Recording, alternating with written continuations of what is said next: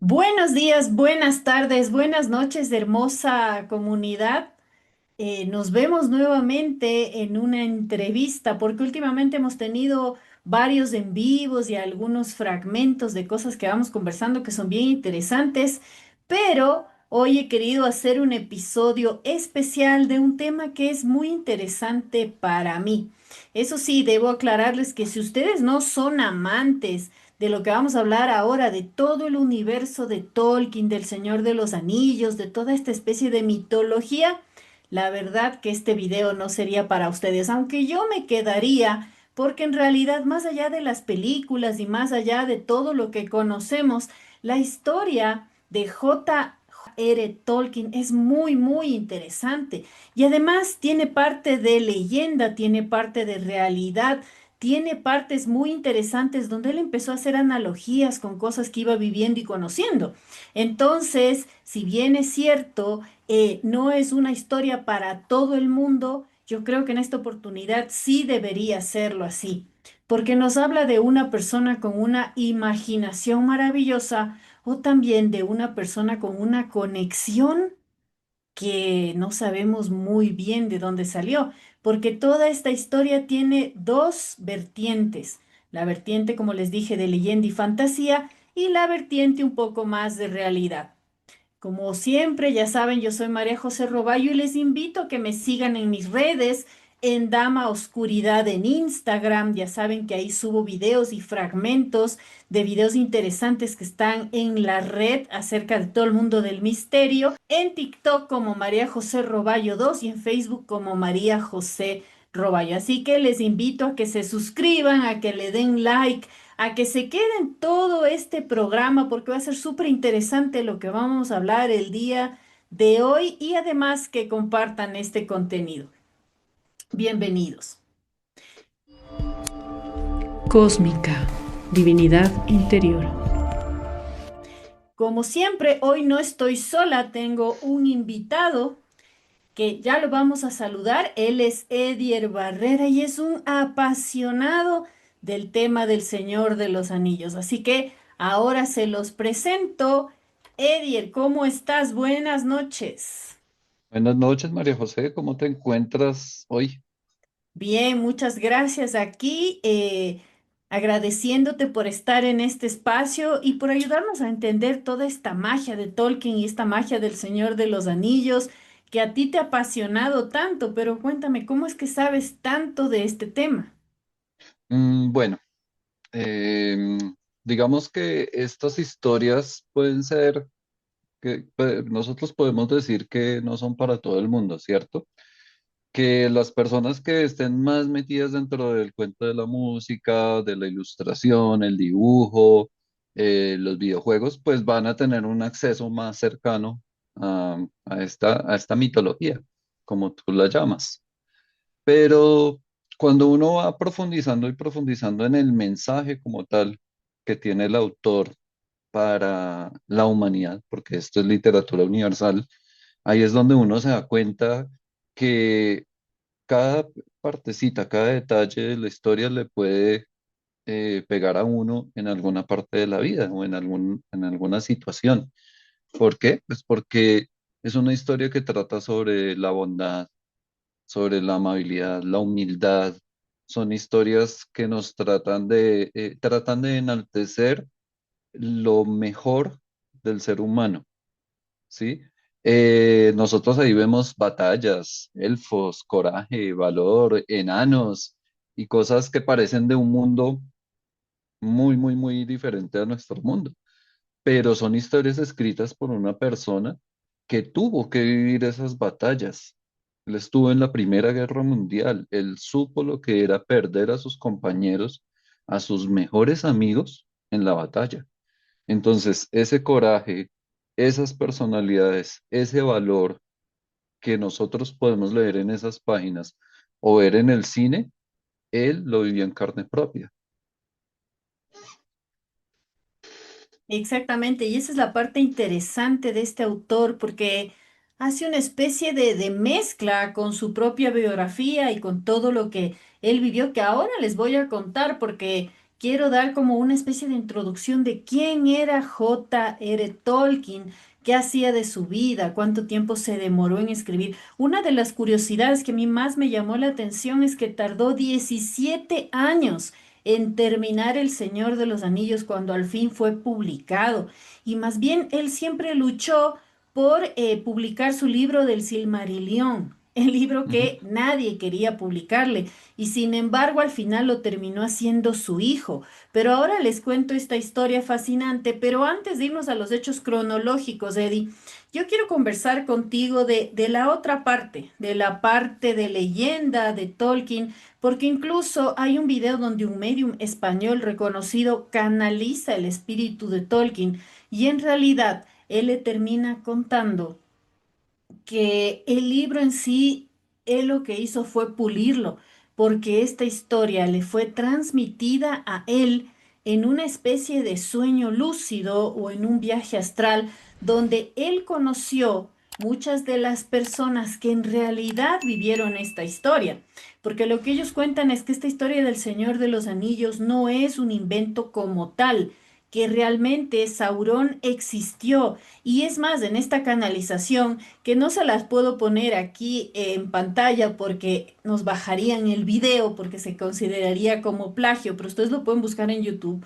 En esta canalización se escucha cuando él cuenta que esta historia hace muchos años, en otra edad de la Tierra, porque nosotros actualmente estaríamos en la quinta edad de la Tierra, en la Tierra Media existió y existió una persona que él le denominó Saurón, pero que empezó a ejercer el mal y una influencia negativa sobre todos los pueblos que habían en ese tiempo, que ahora lo vamos a entender con Edie, y que además él en esta canalización nos dice que los nombres de los personajes a él se los dictaron, no son nombres que él se inventó, es decir, existió un Frodo, existió un Sam, existió ay, se me fue el nombre del rey. Existió un Aragorn. Aragorn, exacto, existió un Aragorn, y que él lo que hizo con el tiempo es utilizar todos sus conocimientos para irle dando tintes y construir esta historia verdadera.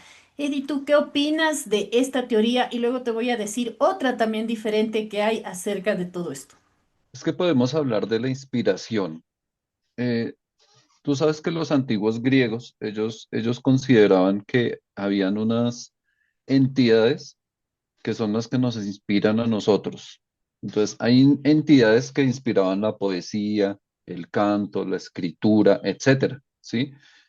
Si ellos consideraban eso desde el punto de vista occidental, en la India, en las culturas orientales que son muy antiguas y que todavía ellos siguen escribiendo los libros, por ejemplo, los Vedas, que son los libros religiosos de la India, ellos en este momento los siguen escribiendo. Es como una religión muy antigua que todavía sigue hasta nuestros días y las tradiciones. La inspiración que llega a las personas, a los seres humanos para que puedan leer, hacen parte del día a día del ser humano desde hace más de 5.000 años. O sea, todos los libros sagrados, la Biblia, el Corán, la Torá, todos tienen un acervo de inspiración. Y la misma historia de la Atlántida se dice que también viene de inspiración, de lo que escuchaban, ¿sí? Los que estuvieron hablando de la Atlántida, también recibieron una inspiración para poder escribir esas historias. Lo que pasa es que Tolkien tradujo de alguna forma ese pasado y él mismo decía que de la caída de Sauron a nuestra época, o sea, a la historia que nosotros conocemos, ¿sí? Que nosotros llevamos un registro más o menos de hace 5.000 a 8.000 años de historia, o sea, desde la escritura, según Tolkien, habían pasado más o menos 6.000 años. Es decir, ahorita estaríamos en la sexta o séptima edad. Claro, claro que sí, pero es interesante lo que dices porque confirma que de alguna manera, o sea, si bien él construyó la historia, tuvo una inspiración que no fue tan terrenal. Y también hay otra teoría que quiero que me digas tú qué opinas, que habla de que el hijo de él, quien al final fue quien logró publicar lo del Silmarillion, el hijo contó más bien que un secreto de su padre era que a él le encantaba la cultura nórdica, la cultura finlandesa como de todos esos lados y que era un gran explorador y que en una de esas exploraciones, cuando él ya era grande, cuando él ya tenía sus hijos, él encontró dentro de una cueva este libro rojo, tal como sale en las películas, que era un libro con una tapa de cuero muy antiguo y escrito con tinta, el libro del Señor de los Anillos. En una de esas teorías, no sé obviamente qué tanta verdad tenga, pero se decía que él en realidad encontró este libro escrito hace muchos años de la mano de los mismos protagonistas y que él se sirvió de este libro para decir que él inventó la historia, pero en realidad él tuvo la suerte de encontrarlo ya escrito. De esto, ¿tú qué sabes? Pues mira, todo lo que nosotros leemos que sea mitología, todo tiene una inspiración y pues las personas que creemos que sí hay una entidad superior que nos protege, que controla todo el universo, ¿sí? Los que creemos eso, pues tenemos que aceptar que gracias a la voluntad de esa entidad o de ese Dios, como cada uno lo quiera llamar, la información llega a nosotros. A algunas personas les llega la información a través de la religión, pero resulta que los libros que publicó Tolkien han inspirado una gran cultura que más que todo ha sido conocida en Norteamérica y en Europa, ¿sí? O sea, el fuerte de la cultura de Tolkien, de donde vienen los libros y libros, videojuegos, sagas que han sido inspirados por Tolkien, lleva más o menos unos 80 años, ¿sí? Hay otros escritores que fueron compañeros de Tolkien, fueron amigos como C.S. Lewis, de las Crónicas de Narnia, y tienen sobre todo una tradición que nos invita a la bondad, la humildad. El gran tema de Tolkien era la muerte. La muerte era o sea, tú ves entrevistas con Tolkien y la muerte era un tema principal en su narrativa. La lengua, los idiomas. Entonces, ¿por qué es tan importante esto? Más allá de que él de pronto haya encontrado algo, más allá, ahorita te muestro una imagen donde está la primera inspiración que él tuvo de lo primero que él escribió. Y si otra persona te dice, mire, esto fue lo que yo escribí, va a decir, uy, pero eso parece como una historia de ovnis. Así es, ¿sí? Hay muchas historias que nos parecen fantásticas, pero son traducciones de algo, de una entidad que le habló a él. ¿Cómo nos habla a nosotros Dios? Muchas veces Dios nos habla a través de crisis tremendas. Por ejemplo, cuando un ser querido está en una mala situación, cuando fallece. Ahí es donde nosotros sentimos la mano de esa entidad o de ese Dios y sentimos que nos habla. Resulta que muchas personas en la historia de nuestra religión, en la historia de Occidente y de Oriente, también han sentido esa mano de Dios de alguna forma, se han inspirado y lo han plasmado para que llegue a nosotros ese mensaje. Entonces, pero tú, ¿qué dices? ¿Encontraría ese libro o realmente fue escrito por él? Pues yo lo que sé es que Tolkien se inspiró en las runas de los nórdicos, ¿sí? O sea, eso sí es indudable que en todo lo que hay escrito en la piedra de las runas de los vikingos, de los nórdicos, de esas civilizaciones, él tradujo los poemas más importantes de Finlandia, ¿sí? Eh, Eso es lo que yo sé, pero yo no había escuchado lo del libro, ¿sabes? Sí, sí, Sería muy sí. bonito. Esa es otra de las teorías, pero ahora quiero irte contando y contándoles a todos un poquito de la historia de Tolkien, que se llamaba exactamente John Ronald Reuel Tolkien y nació un 3 de enero de 1892 y tuvo un hermano que nació en el 94. ¿Qué pasó con él? Él fue un niño que a temprana edad junto con su hermano se quedó huérfano. ¿Por qué? Porque su padre era un hombre que trabajaba en Sudáfrica, donde contrajo una enfermedad y finalmente falleció antes de que sus hijos lo pudieran volver a ver, porque sus hijos tuvieron que salir de Sudáfrica para irse a radicar en Inglaterra. Y cuando supieron que su padre estaba enfermo, él le escribe una carta a su padre diciéndole que lo quiere volver a ver, pero esa carta no se la llega a entregar porque en realidad su padre sufre un colapso y fallece.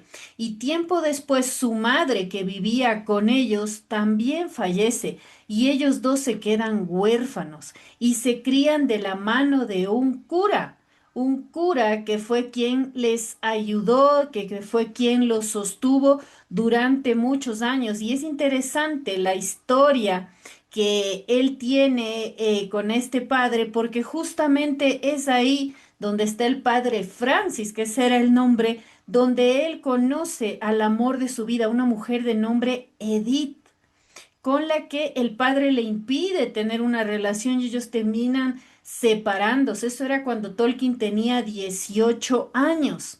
Y entonces es cuando él empieza a como a destacarse en todos los estudios, donde se va a las universidades, estudia literatura griega, estudia literatura latina, y es ahí donde él forma un club que se llamaba es un club que se llamaba TCBS y los miembros eran Tolkien, Christopher Wiseman, Smith, R.Q. Gilson. Y ahí también va a entrar después de la mano una persona que es súper importante en la vida de Tolkien, porque es quien tú ya mencionaste, el escritor de las crónicas de Narnia.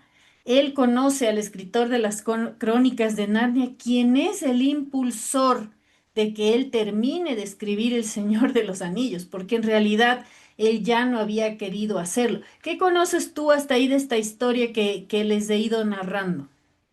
Pues mira, ¿tú sabes cuál es el primer idioma que se inventó Tolkien? ¿Cuál? Se inventó un idioma que se llamaba algo así como animalóstico, algo así, Ujú. animalístico. Entonces él se inventó cuando él era niño un idioma que supuestamente era de los animales, era para hablar entre animales y con los animales.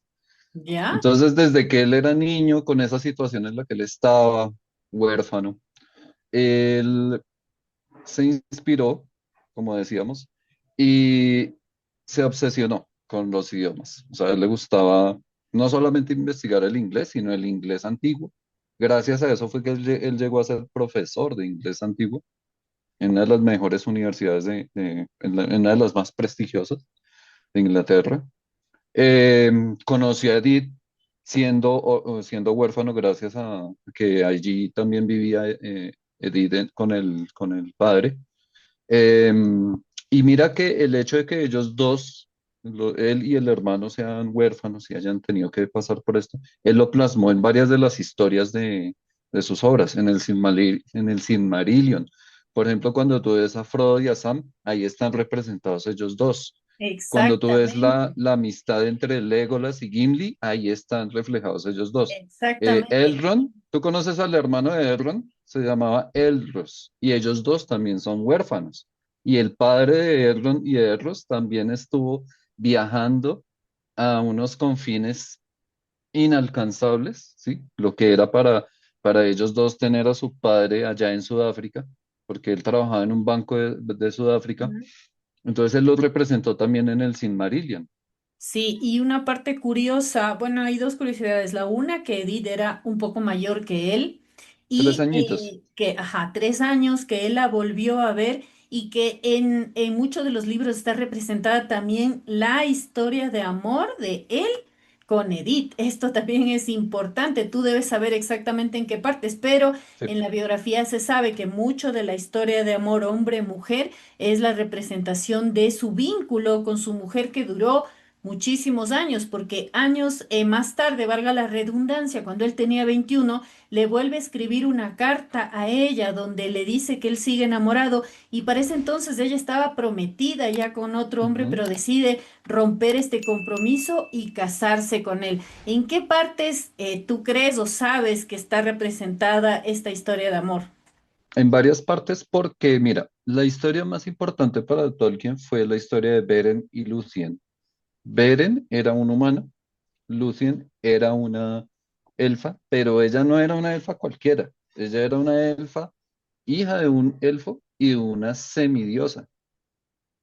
Entonces, la descendencia que llega hasta Aragorn y que llega hasta Arwen tienen sangre de esa semidiosa, que se llamaba Melian.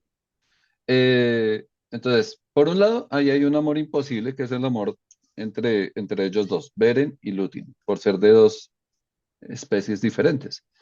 Aragorn y Arwen, también de dos especies diferentes. O sea, ellos se llevaban más o menos 3000 años de diferencia. Casi nada. Eh, y así, o sea, en la caída de Gondolin también hay otra relación así. O sea, está plasmada por lo menos en tres partes de su obra.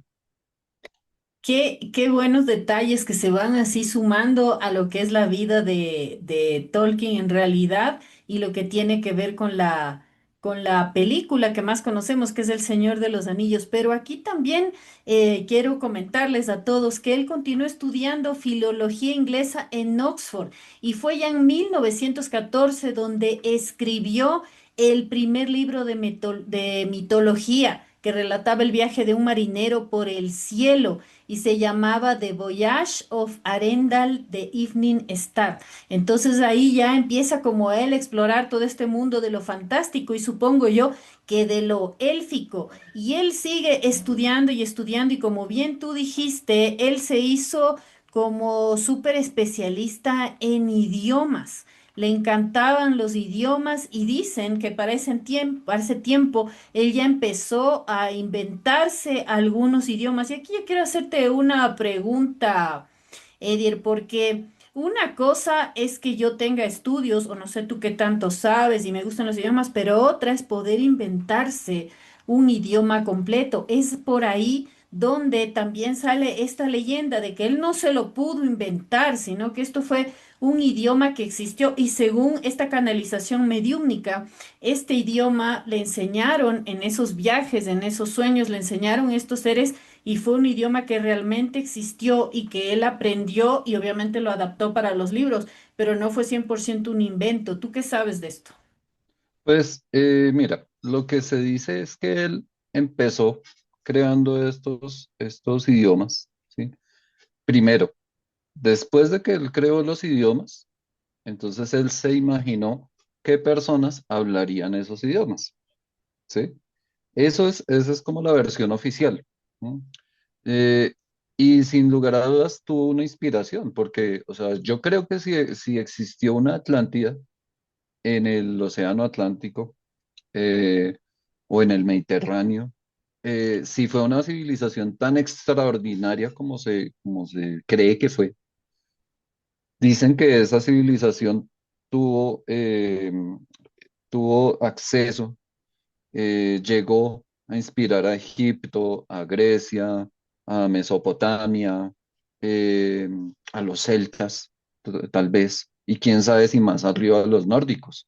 Entonces, muy posiblemente de la Atlántida, los idiomas que el ser humano empezó a transformar a través del tiempo, muy posiblemente vinieron de allá, ¿sí? O sea, no hay una forma de decir eh, que no, porque ni se ha encontrado algo que lo niegue, ni se ha encontrado algo para afirmarlo fehacientemente.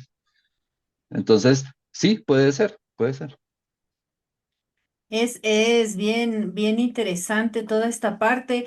Y bueno, después, claro, la historia confirma que él fue precisamente a la guerra, que antes de irse a la guerra en el 22 se casó con su herida amada y que además en este tiempo de la guerra perdió a sus dos mejores amigos de este grupo TBC, que era su grupo de colegio, y ellos habían hecho algunos juramentos, si se puede decir así, donde cada mm, uno tenía que escribir una historia y él precisamente era el encargado de escribir una historia fantástica, mitológica, sobre seres de los cuales ellos habían hablado, pero que tenían que tener una historia detrás. Y esto es importante porque cada uno de ellos fueron escribiendo ciertas cosas. Claro, dos de ellos fallecieron y no pudieron terminar los libros que habían empezado y las cosas, pero él siempre se quedó con esta idea de este grupo de amigos que también en cierta forma fue una inspiración. Entonces ahí es como se va construyendo y precisamente en la guerra es donde él aprende todo este mundo de las batallas, de las enfermedades, porque se dice que él cayó muy enfermo con esta enfermedad de las trincheras, que era ujú. básicamente causada por los piojos y las pulgas. Esto es terrible. Imagínense en las condiciones que él vivía y que estuvo durante muchos años. ¿Qué sabes de esta parte de las guerras que inspiraron todas estas batallas que hay en todos los libros de Tolkien? Pues mira, te voy a decir dos puntos importantes. Primero, uno de sus amigos le dejó una carta en la que de una forma muy hermosa le pidió que él contara las historias y dijera las palabras que él ya no iba a poder decir, como si él estuviera presintiendo lo que le iba a pasar.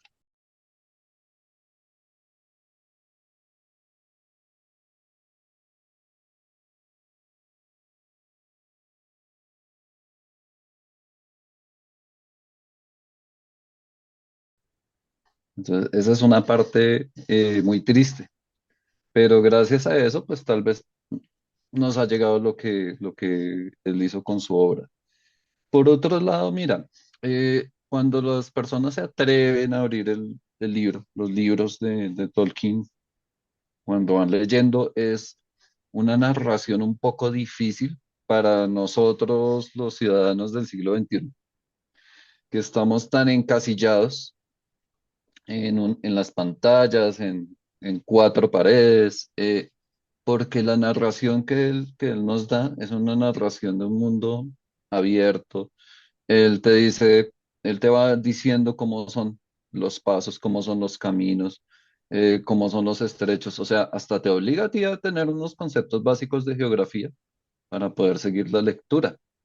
Eh, en esa parte es difícil porque él va acompañando esas vivencias de la guerra, de lo que es los recorridos en compañía, ¿sí? Porque pues él pertenecía a un batallón, dentro de un batallón hay compañías, dentro de las compañías hay pelotones, ¿sí?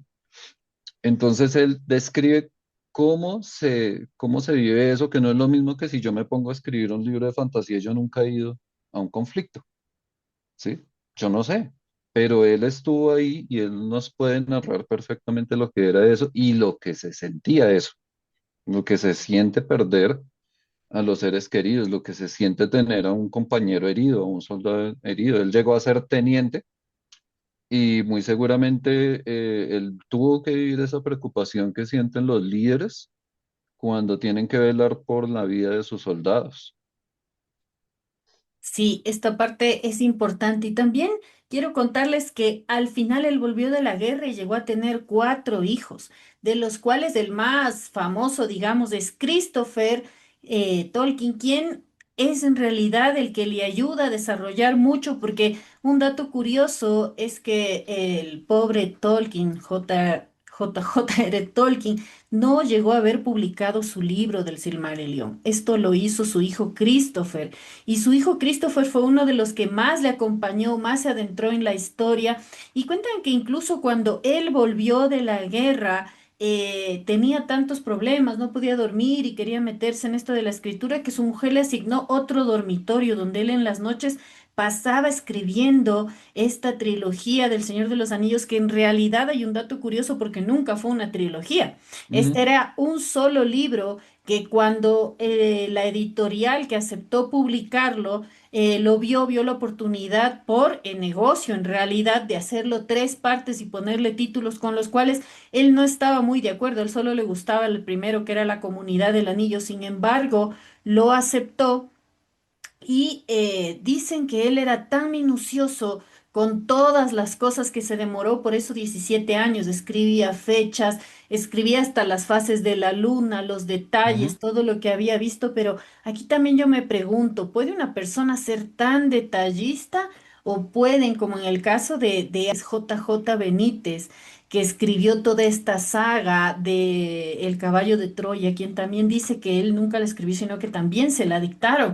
Es algo un poco extraño porque tiene un exceso de detalle que resulta un poco enfermizo. Y dicen que justamente en esta época conoció a Luis, que era el escritor de las crónicas de Narnia, con quien terminó peleándose al final, porque él dice que le robó muchas partes de sus ideas, de los mundos que eran al otro lado, de cómo eran los castillos o cómo era esta vegetación. Según lo que él decía, Luis tomó alguna de estas ideas para escribir Narnia y como él pudo escribir 7 libros en 7 años, es como que se puso por encima de él y Tolkien quedó rezagado por demorarse tanto en escribir estas historias. Y aquí viene algo también de lo que quiero que comentemos, Eddie, porque en realidad él ya tenía escritos algunos libros que vos debes saber cuáles son, y en un momento él escribe El Hobbit, pero él escribe El Hobbit para sus hijos. Él Ujú. escribe El Hobbit como una historia infantil de un dragón para sus hijos, y a sus hijos les gusta mucho. Y cuando él habla con una editorial, ya les voy a comentar el nombre, después de comentarles esto, habla con una editorial, resulta que el presidente de esta editorial les dice, este libro se ve interesante. ¿Cómo llega a ese libro? Porque él se lo comenta a una persona que precisamente era empleada de esta editorial. Ella lee el libro, se interesa, lo lleva donde el presidente. El presidente dice, si es un libro para niños, le debe gustar a un niño y se lo da a su hijo.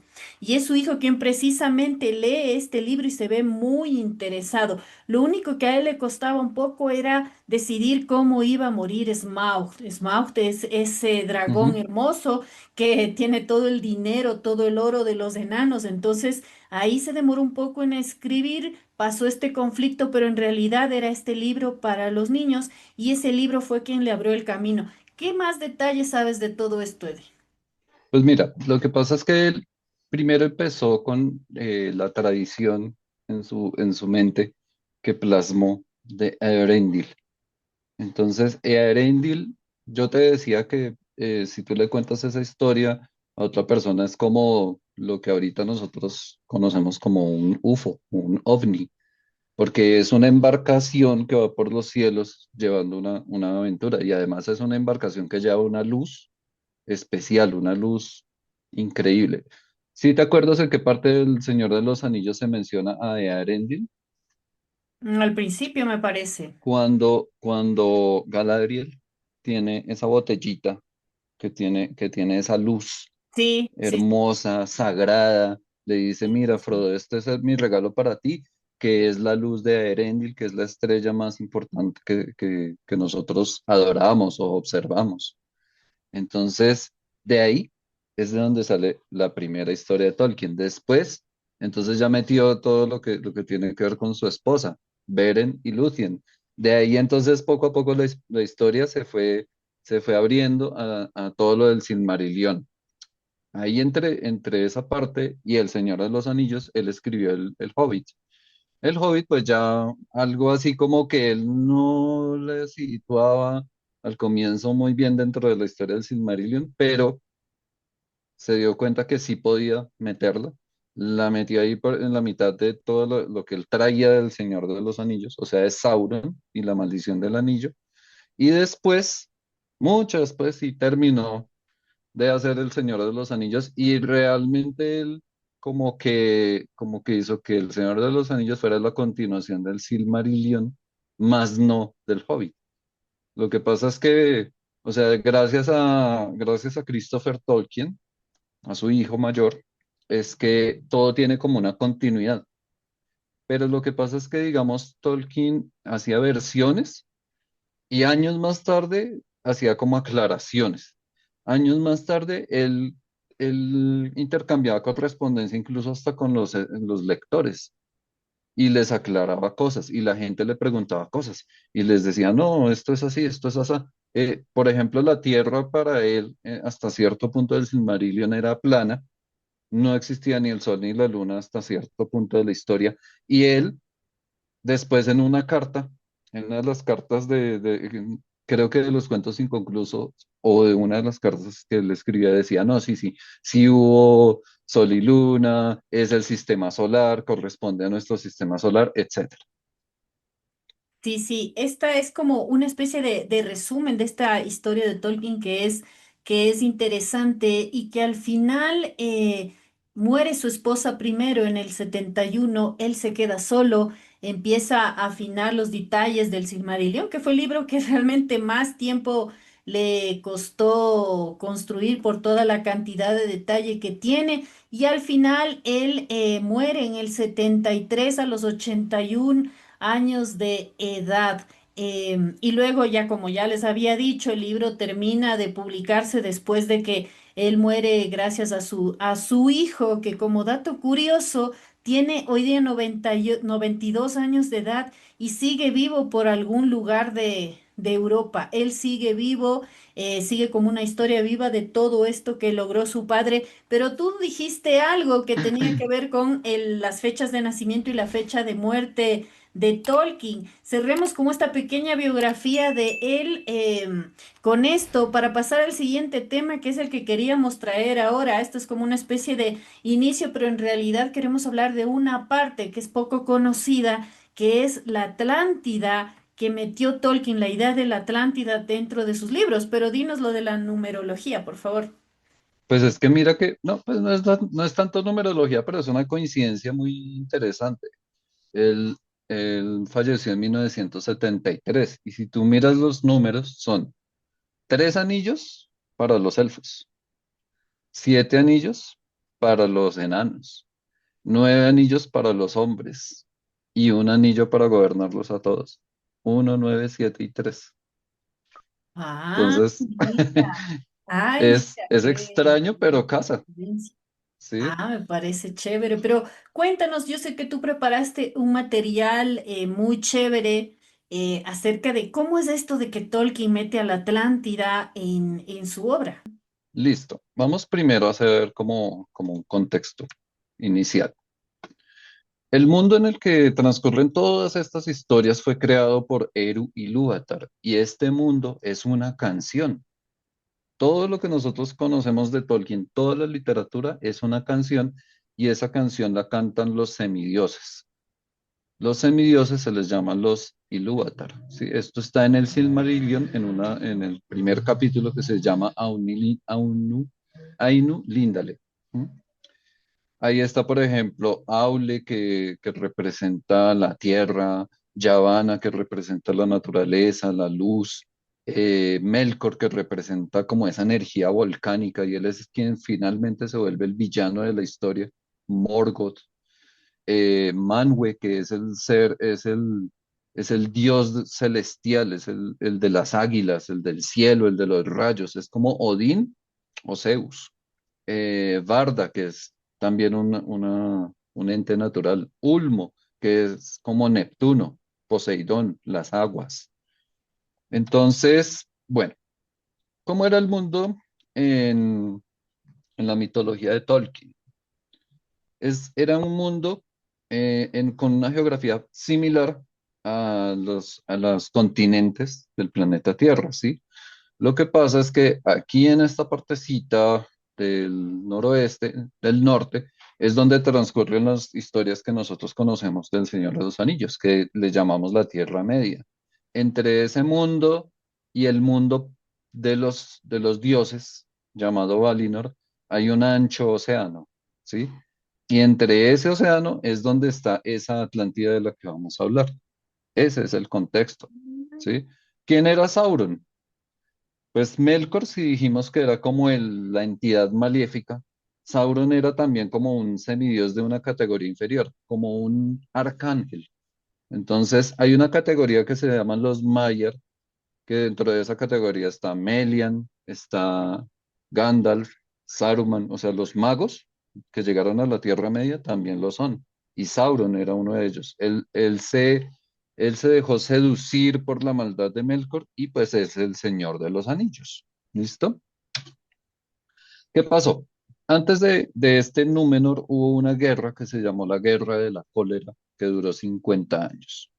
En esta guerra de la cólera, está Earendil.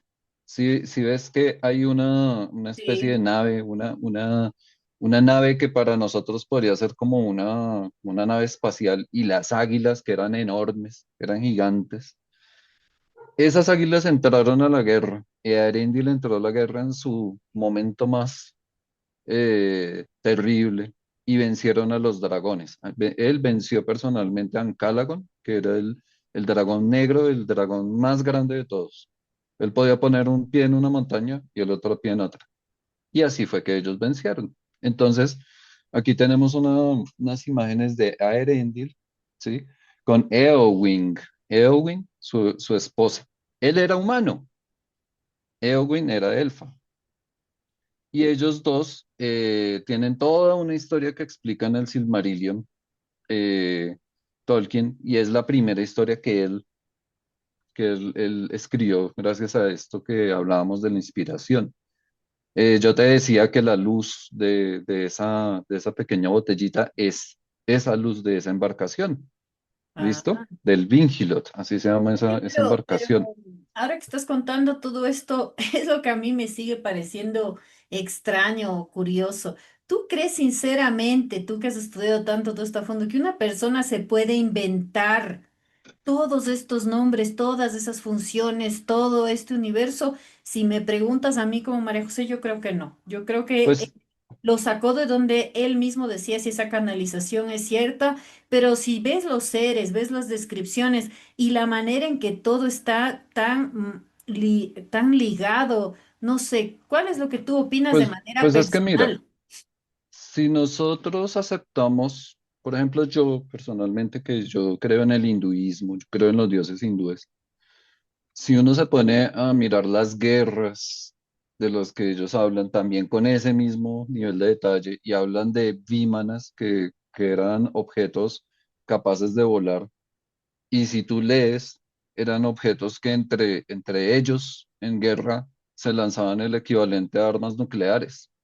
Ujú. Y también mencionaban nombres, ciudades, tecnologías que para nosotros en este momento no son replicables. O sea, si yo creo que eso tiene una inspiración, y fuera de eso algo de verdad, pues aquí yo también tengo que aceptar que puede haber Pero sido. ellos escribían eso porque eso existió, o sea, en Ujú. tu religión eso existió, entonces en teoría Tolkien también estaría hablando de algo que existió, como bien decía en la canalización. Pero bueno, sigamos, no te interrumpo más. ¿Qué pasaba entonces? Bueno, sí reconoces por aquí al señor Elrond, el señor de Claro. los elfos. Ujú, Erendil, como ya decíamos, que Tolkien había metido historias sobre huérfanos, sobre hermanos. Entonces Elrond tenía un hermano, Elros. Ellos dos no fue que quedaran hermanos, huérfanos porque sus padres hubieran fallecido, sino que a Erendil y a Erweng, ellos quedaron allá en ese otro continente celestial. En ese continente, a ese continente solamente podían ir los elfos. Los seres humanos, la maldad no podía traspasar, no podía llegar allá, ¿sí? Elros y Elrond fueron bendecidos después de esa guerra, y todos los seres humanos que estaban de parte de los elfos, a quienes se les llama los Edain, también fueron bendecidos. Fue como si los dioses les dijeran: miren, ustedes nos ayudaron en la batalla durante estos 50 años. Bueno, entonces, ¿qué quieren? A Elrond le dijeron: bueno, ¿usted quiere ser de los humanos o de los elfos? Y a Elrond también. Elrond escogió ser de los elfos. Por eso es que él está vivo hasta la Era del Anillo. O sea, él llevaba más o menos unos 6.000 años vivo para la historia del Señor de los Anillos. Mientras que Elrond nomás vivió 500 años. ¿Por qué? Porque una de las bendiciones que le dieron los semidioses a ellos, a los Edain, era vivir más o menos 3 a 5 veces más que el resto de seres humanos. Si tú ves, por ejemplo, en la Biblia, en muchas tradiciones bíblicas, los seres humanos, que les llamamos los profetas o que se les llamaban los patriarcas, también se dice, vivieron hasta 200 y pico de años, etcétera, como lo que conocemos como Matusalén. ajá. ¿Qué pasó? La otra bendición que se les dio a ellos fue que entre un continente y otro levantaron de las aguas esa isla en forma de estrella, a la que le llamaron Númenor. Entonces los Edain se embarcaron gracias a esa luz del barco de Erendil y llegaron allá. Fueron llegando poco a poco, pero esa bendición tenía como un pequeño, como una letra pequeña. Y es que si bien ellos iban a vivir más o menos 300 a 500 años, no iban a ser muy prolíficos, no iban a poder tener muchos hijos. O sea, habían unos que podían tener un hijo y eso, hasta que al final de la historia, al final de esta Atlántida, llegaron a ser más o menos 15 millones, ¿sí? De esta cultura, la cultura de Númenor, que es como una Atlántida de navegantes. ¿Tienes alguna pregunta hasta ahí? No, no, está clarísimo. Bueno, ¿tú conoces a la mamá de Arwen? No. Te la presento. Mira, ahí está Celebrian, ¿sí? Ahí está Elrond y su esposa, Celebrian. Ella fue prisionera de los orcos. Ella sufrió a los orcos y ella se tuvo que ir para Valinor. Ujú. O sea, cuando nació Arwen, ya Arwen nació en la tercera edad. Esta historia que vamos a contar es de la segunda edad, pero Celebrian sufrió mucho. Ella fue prisionera, fue envenenada por los orcos y a ella le tocó. ¿Y recuerdas tú de quiénes eran los suegros de Elrond? No. Era Galadriel. Galadriel es la suegra de Elrond. Entonces, si ves el parecido, esta elfa rubia era hija de Galadriel. Ah, era hija de Galadriel. Entonces, lo que muestran, digamos, en la serie de Amazon es totalmente Erróneo. erróneo. Sí, sí. O sea, es una Ella historia era la suegra. inventada. Ella era Ah, la suegra y era miles de años más antigua, ¿ok? pero para alguien que quiere, digamos, saber esta historia de Celebrian, ¿en qué libro está esto? Esto está en el Silmarillion. Todas estas historias son parte del Silmarillion. Y la persona que quiera leer bien sobre Númenor, esta Atlántida, está en el libro de la caída de Númenor. Eso es gracias a Christopher Tolkien, porque Tolkien no lo pudo publicar. Entonces te estaba contando que Elros, ¿sí? Llegó a esta isla con su gente, ¿sí? Más o menos se cuenta que más o menos 100.000 personas, que Ujú. fueron los primeros habitantes, y esa isla recibió gran cantidad de bendiciones, las bendiciones que venían del otro continente, Amán, Valinor, como la tierra prometida, una tierra de increíble belleza. Entonces, esa belleza, por ejemplo, el árbol que vemos en El Señor de los Anillos, el árbol blanco, que es el emblema de Gondor, que lo tienen todos los soldados en su escudo. ¿Recuerdas a Boromir, que tenía Sí, el árbol claro. aquí en sus brazaletes? Eh, Todo eso lo llevaron los elfos, todas esas bendiciones. Mira que Edros es el antepasado de Aragorn. Mm.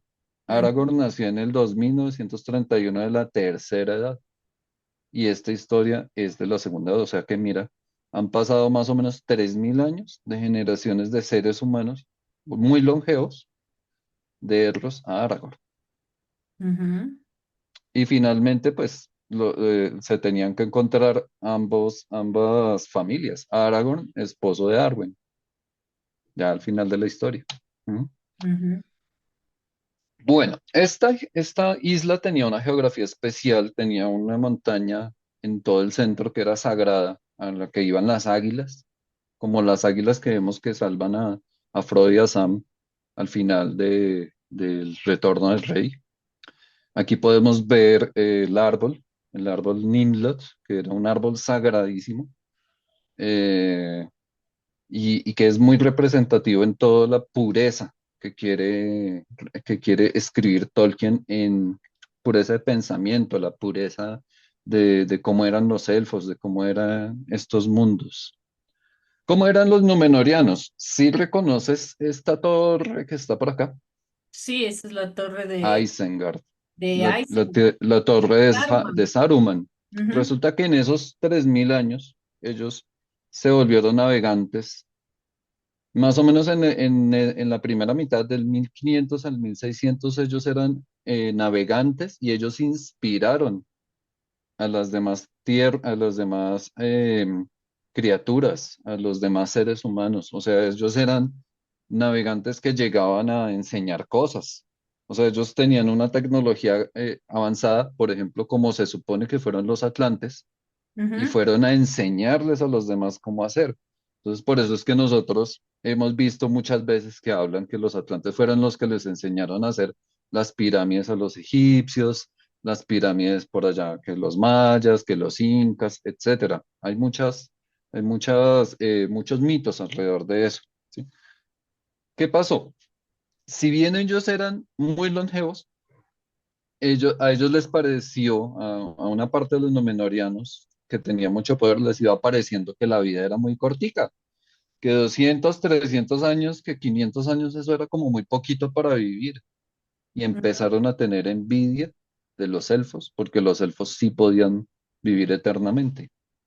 Aquí es donde está la clave de la caída, sea la caída de la Atlántida, o sea la caída de cualquier civilización. Tolkien inició esto con la envidia, ¿ok? Más o menos en el año 1500, que esa edad de Númenor duró más o menos 3000 años.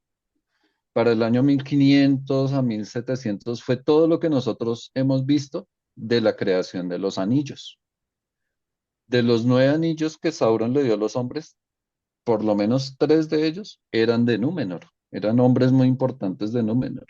Ujú. Esta envidia de la que de la que yo te hablaba, poco a poco fue haciendo que ellos, en vez de ser una civilización que diera buenas ideas, que diera tecnología, que ayudara a los otros seres humanos, entonces ya se empezaron fue a volver conquistadores. Entonces, por ejemplo, Númenor se dividió en dos tendencias. Los que ayudaban a los elfos, ¿sí? Que se les llamaba los fieles, seguían recibiendo a los elfos, seguían con su búsqueda de la sabiduría, seguían fieles a sus dioses, los semidioses de los que hablaba, y los hombres del rey.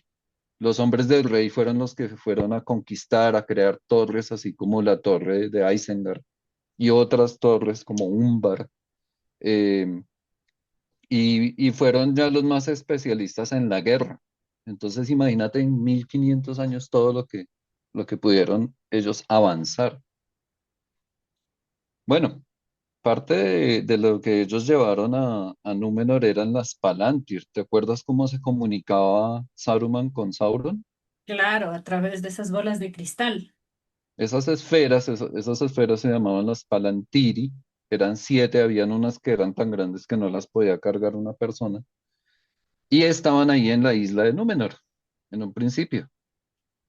¿Ves? De ahí es de donde viene. Tar Palantir fue un rey, uno de los últimos reyes de los Númenóreanos, que sí volvió a tener una forma de gobernar más justa, que ya no estaba de acuerdo con esas conquistas, que quería volver a la fidelidad a ser amigo de los elfos, mientras que los otros reyes, a medida que iba pasando la historia, cada vez se iban volviendo más envidiosos de los elfos. Porque una de las cosas que destaca la historia de Tolkien es, y que él lo dice claramente, que de todos los seres de la Tierra Media, los más débiles eran los humanos, porque estaban plagados de sentimientos negativos. Y él muestra esto Ujú. con los reyes, con la envidia, con querer tener poder, porque en realidad, ya creo que vamos a verlo más adelante, quien inició toda la guerra fue un humano al no querer deshacerse del anillo. Entonces, Exactamente. aquí empieza con este rey que se ve aquí, que ya empieza a tener como ciertas desviaciones. No, pues mira, el rey anterior a él, o sea, su padre, Ujú, fue el peor, ¿sí? Y él, Palantir, sí volvió como al camino recto. Y a su hija también la inspiró en esto. ¿Qué pasó? Que hubo un primo. Él tenía un sobrino que se llamaba Ar-Pharazôn. Él sale en la historia de la serie de Amazon. Y ujú. Ar-Pharazôn volvió otra vez con la envidia contra los elfos, las prohibiciones y ya, pero es que este ya era el duro de duros. Él del fue el mal que hizo el Rohan. ejército más terrible, él fue el que hizo la flota de guerrera más tremenda Pero era un y humano, humano, claro. pero esa flota y ese ejército que tuvo Ar-Pharazôn fue tan terrible que él llegó a la Tierra Media y él exigió que Sauron se le presentara y Sauron se rindió ante él. Pero no fue porque Sauron tuviera un plan, es que de verdad era tan terrible el ejército y era tanta la tecnología de guerra que él tenía que se rindió. ¿Qué pasó? Pues después de eso, Sauron, en su forma de Anatar, así es que se le llama en su forma élfica, él lo fue convenciendo poco a poco hasta que se volvió su consejero, o sea, pasó de ser su prisionero a su consejero, hasta que ya dominó a todos los Númenóreanos que estaban de parte del rey. Eso es O sea, como ya, repetir la historia de lengua de serpiente con el rey de Rohan, ¿no es y cierto? él lo que hizo fue cambiar toda la civilización. Él sedujo y dominó a toda la civilización, pero él lo hacía desde las sombras, él lo hacía disimulado, ¿sí? Él hizo que quemaran el árbol. Antes de que quemaran el árbol, Isildur, que fue quien fue quien fue el primer el rey de Gondor, el antepasado de Aragorn, él Ujú. se robó un fruto del árbol y ese fruto del árbol es el que nosotros podemos ver en la ciudad de Minas Tirith, en El Señor de los Anillos. Sauron hizo un gran templo para Melkor. eh, Esta ciudad ahí sí ya se fue a la perdición, llegaron a hacer hasta sacrificios humanos, ¿sí? Y mientras tanto, como ya vieron o sea, ya vieron que ya esto se estaba yendo de las manos, la maldad, el Amandil fue a pedirle a los dioses ayuda, nunca los encontró. El Endil, que fue el primer rey de los seres humanos, de estos Númenóreanos, pero en la Tierra Media, dijo, no, nos vamos y se fue con toda su gente, con sus dos hijos, otra vez dos hijos, Isildur y Anarion, ¿sí? Que son los que vemos representados en las estatuas de los Argonauts, ¿sí? En el río, dijo, nos vamos. Y ellos fueron la civilización que inició y que fundó el reino de Gondor y de Arnor. Entonces Entonces, ahí es donde empiezan, claro, todos estos mundos. Ahí se ve Mordor. Bueno, ahí están algunos de los que conocemos, Rohan, Gondor. Ujú. para esta época ya Sauron tenía sus bastiones y sus grandes ejércitos en Mordor, para que veas. Él ya tenía todo. Él era un gran estratega de la maldad. Bueno, ¿qué pasó? ¿Cómo fue la caída de Valinor ya para finalizar? ¿Cómo fue la caída de Númenor para finalizar? Resulta que estábamos hablando de la envidia y el rey Arpharazón creó la flota más impresionante. Según Tolkien, este es el ejército más grande que ha existido en toda su historia. Según él, según sus propias palabras, ese ejército habría derrotado a los semidioses, para que veas. Pero ahí fue cuando ya Eru Ilúvatar, el dios de Tolkien, dijo, no, hasta aquí llegaron. Él abrió un hueco en el océano, un hoyo enorme en el océano, y ellos cuando estaban llegando, de hecho, Ar-Pharazón con los primeros barcos alcanzó a llegar a las tierras, a estas tierras de Amán, y los sepultó a todos. Esa fue la caída de esta Atlántida. Todo quedó sepultado bajo el océano. Ahí terminó todo. Él mandó unas águilas primero, con rayos, con relámpagos. El hundimiento fue tremendo, pero los fieles ya se habían salvado, ya estaban en la Tierra Media cuando pasó esto. Así fue como terminó esta civilización. ¿Quién sabe si así fue que terminó La la Atlántida. Atlántida? Pero es Pero bien, Sauron, bien importante, por eso que en la película no explica mucho, pero es bien importante de dónde salen las águilas y cuál es la importancia, porque las águilas salvan solamente a los elegidos y son un ujú, aliado ay, se me fue el nombre son de, enviadas por el dios Manwë. sí, pero ellas son Y, aliadas del y mar además, Blanco. y además Gandalf.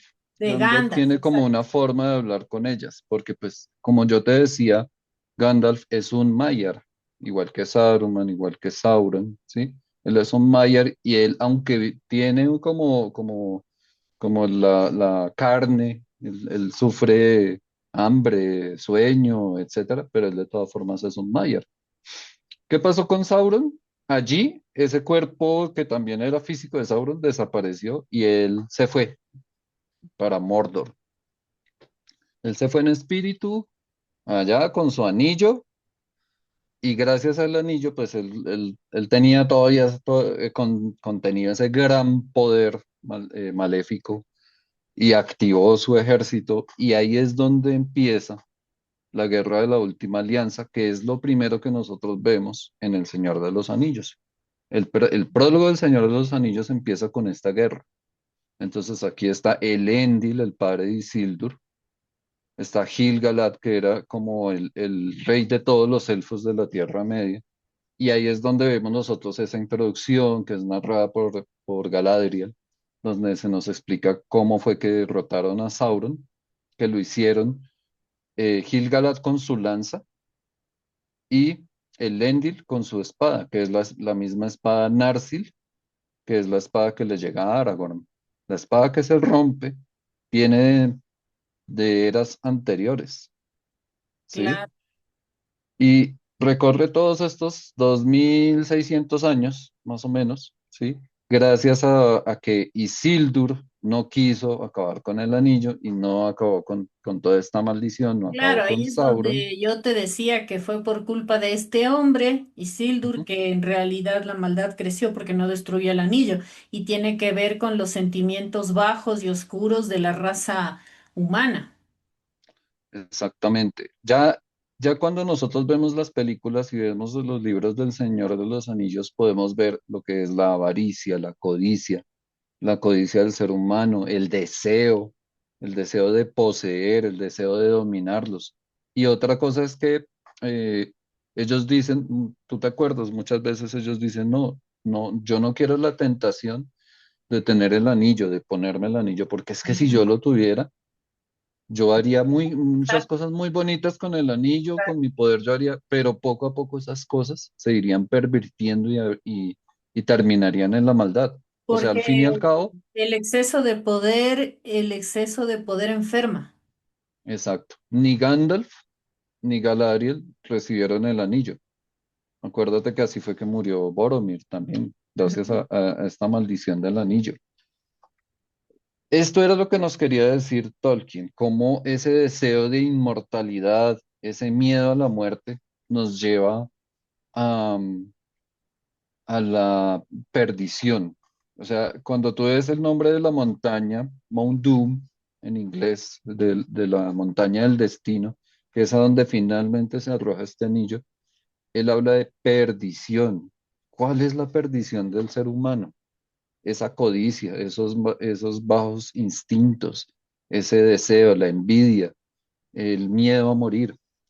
Te voy a contar una cosa que había pasado por alto y es que se dice que los númenóreanos en esa envidia y en ese miedo a la muerte, él escribe que ellos fueron construyendo cada vez casas y monumentos para los muertos.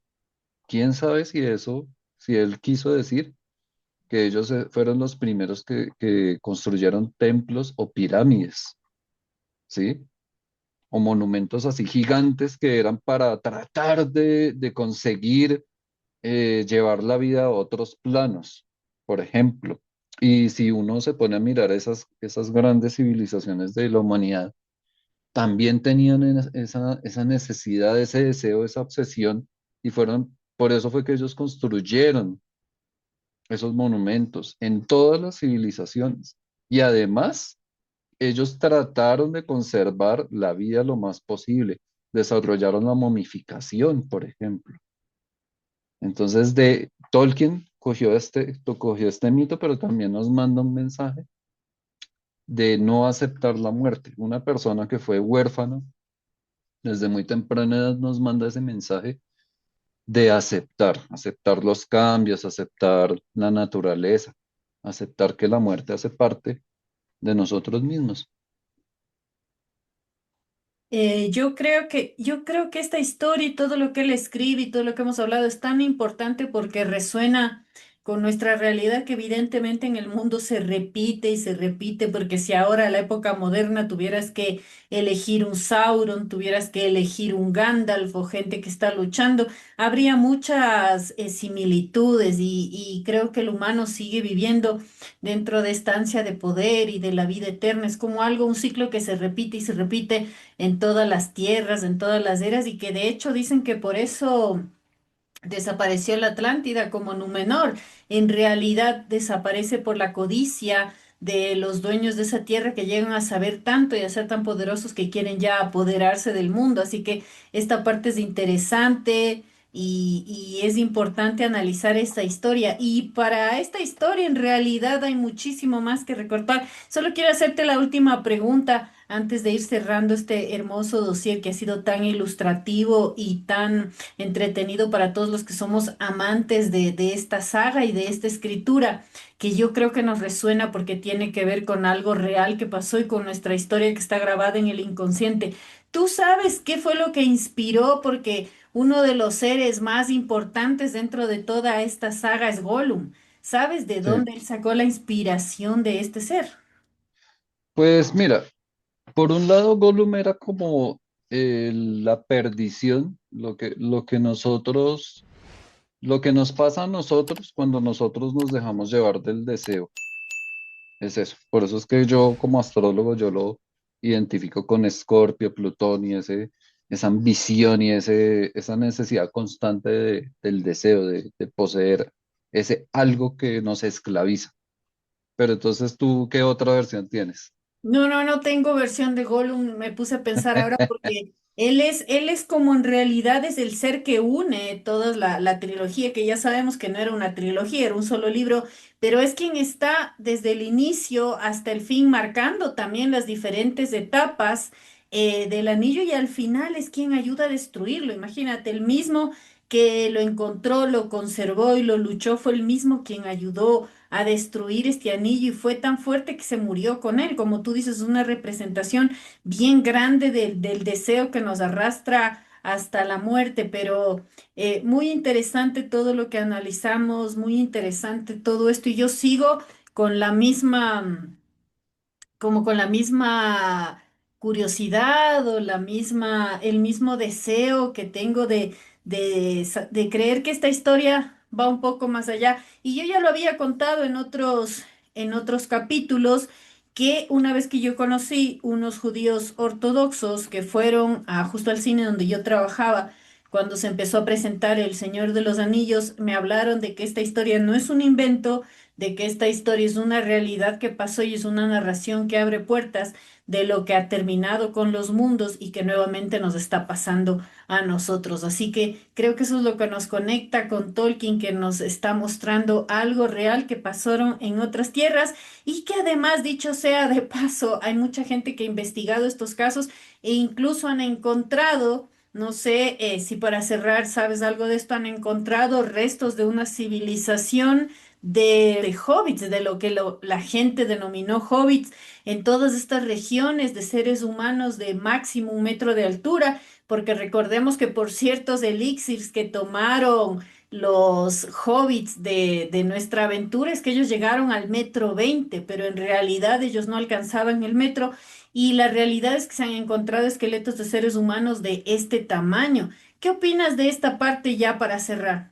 Pues mira, si esta historia realmente tuviera algo de realidad, es muy posible que los seres humanos de la historia no hayan sido las únicas especies inteligentes, ¿sí? Porque se sabe que hubo convivencia con otras especies humanas, los denisovanos, los neandertal, nosotros tenemos en nuestro ADN parte neandertal, y los hobbits, ¿sí? Así se les ha llamado incluso, ¿sí?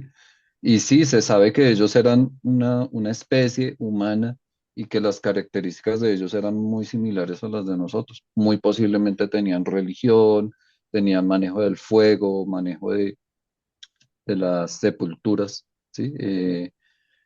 Pero pues más allá, todavía estamos en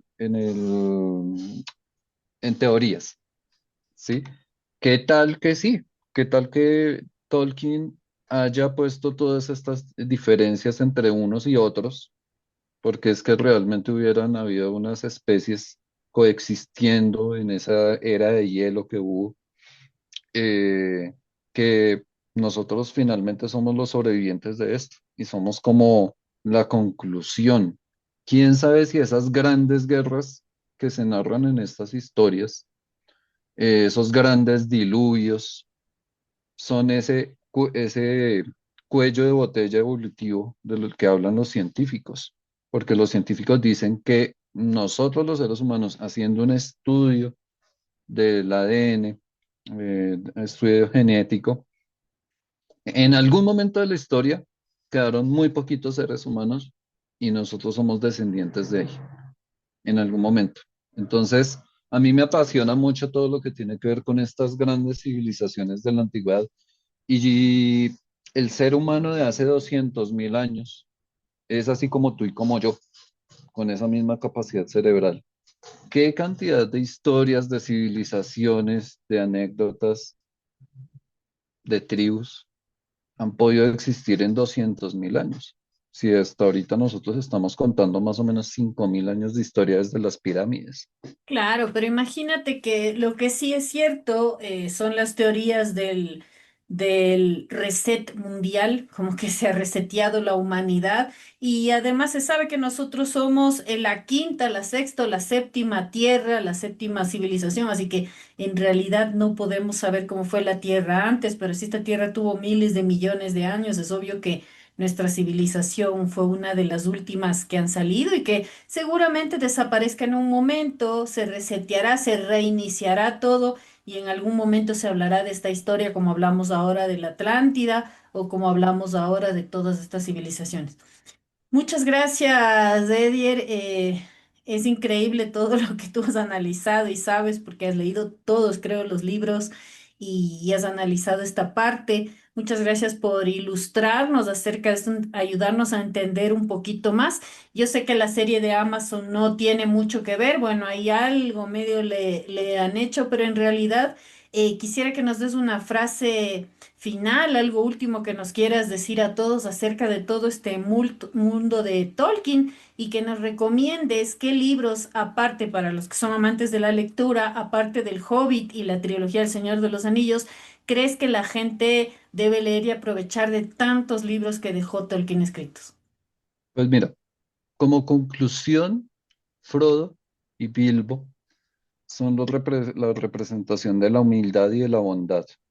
Y Tolkien quería comunicarnos a nosotros que esas pequeñas formas de hacer las cosas es a lo que nosotros debemos volver, o sea, volver a nuestras costumbres, las costumbres de nuestros abuelos, de ir a visitar el campo, de disfrutar de los árboles, de disfrutar de esa forma en la que ellos cocinaban, se alimentaban. O sea, de las cosas sencillas es donde está el valor, en las cosas sencillas es donde está el vencer la maldad. Entonces el gran mensaje es que nosotros volvamos a las cosas sencillas, sobre todo a la humildad, a reconocer que somos seres humanos. Eh, esa es mi conclusión y pues las personas que quieran profundizar, lo mejor que pueden hacer es leerse el Silmarillion. Ahí es donde van a encontrar un relato parecido al Génesis de la Biblia y ahí es donde van a poder ver, darle mucho sentido a la historia. Muy bien, te agradezco mucho y también quiero yo agradecerles a todos ustedes por haber presenciado este capítulo, por estar acompañándonos, por estar con nosotros interesados en este tema, que si bien es un poco limitante porque no todo el mundo es fan del Señor de los Anillos, también les invita a que conozcan esta historia de realidades, de otras épocas, de guerra, de cosas que pasaron y si lo quieren ver de este modo, de la gran imaginación de un ser humano que nos lleva a conocer otros mundos y otros lugares maravillosos. Les invito yo a que lean los libros más allá de las películas que por lo menos en El Hobbit y El Señor de los Anillos son bastante similares. Yo diría que llegarían hasta un 70%, pero obviamente los libros tienen una riqueza increíble, están excelentemente escritos, no se van a aburrir y aunque parezcan extensos, son maravillosos en todos los detalles que tienen. Así que ese es mi consejo. Les recuerdo que yo soy María José Roballo y que pueden seguirme en mis redes que están apareciendo en pantalla y que si quieren sugerir temas, si quieren que hablemos de algún otro dossier, si quieren que invitemos a alguna persona, me escriban a cósmica051@gmail.com que siempre estoy contestando a todos o si no por mis redes sociales que como les dije ya aparecieron en pantalla. Les recuerdo que todos los jueves tengo mi alianza con el canal Mandrágora Misterio de Alejandro Bernal en Mandrágora Cósmica en nuestro programa El Umbral del Misterio, donde en directo desde mi canal estamos hablando de temas muy interesantes y que ustedes pueden ver ahí lo que queda grabado de todo lo que hemos hablado y todo lo que nos falta por hablar. Así que les invito a unirse los jueves al en vivo, que siempre, siempre es entretenido y que tiene muchas historias interesantes y que sobre todo, y como siempre nosotros hablamos con hechos, con historias o ejemplos que tienen un respaldo científico porque son producto de una investigación y es eso lo que lo hace interesante. Les agradezco por estar con nosotros, que tengan lindo día, tarde o noche y nos vemos muy pronto. Chao.